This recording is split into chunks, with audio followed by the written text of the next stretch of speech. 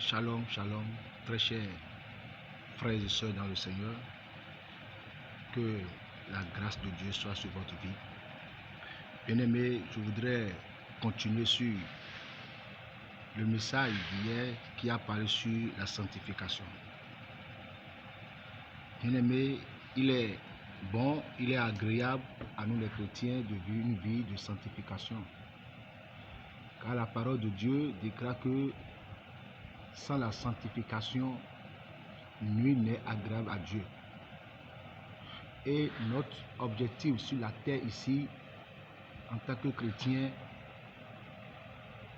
c'est le royaume du ciel, le royaume de Dieu.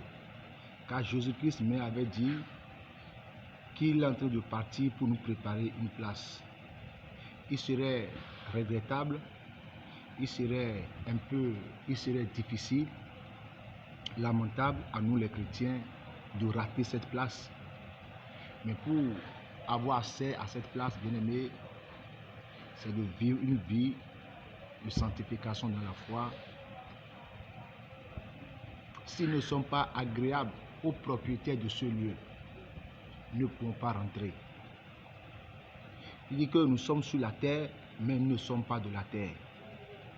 Mais si nous rebellions contre notre maison, pourrions-nous rentrer dans cette maison? Si nous nous désobéissons aux lois de notre maison, nous ne pouvons pas avoir accès à cette maison.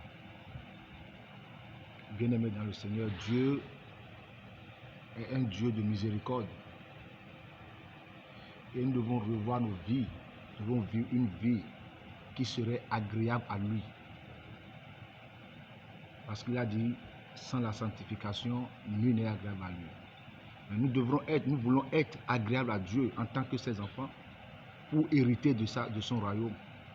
C'est pourquoi nous devons vivre une vie loin du péché, loin de tout ce qui ne serait pas agréable à Dieu, pour que le Seigneur Dieu puisse nous voir sur cette terre et pour qu'il soit content de nous, de notre vie. C'est pourquoi nous devons vivre une vie, bien-aimée, dans la sanctification et dans l'obéissance à la parole de Dieu.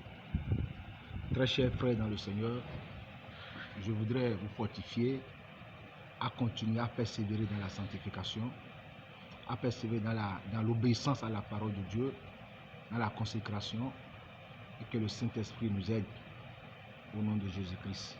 Que le Seigneur bénisse tout chacun de vous, et que la grâce de Dieu, l'amour de notre Seigneur Jésus-Christ et la communion du Saint-Esprit soient sur votre vie. C'était votre frère Boris, le fils du grand roi. Shalom à vous.